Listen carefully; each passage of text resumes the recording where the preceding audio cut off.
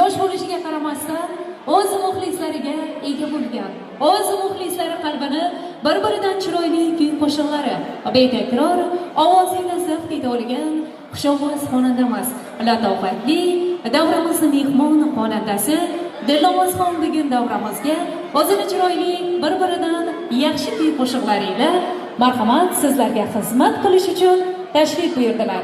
Dilnavoz xush kelibsiz. Qadamlaringizga hasonatlar bo'lsin. Oshiq aydin yoringiz, singlim, tevdan mudom madadkoringiz bo'lsin.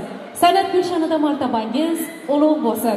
Elni olqish e'tiborida yaratganni panohida bo'ling. Marhamat, davrani sizga taqdim etaman.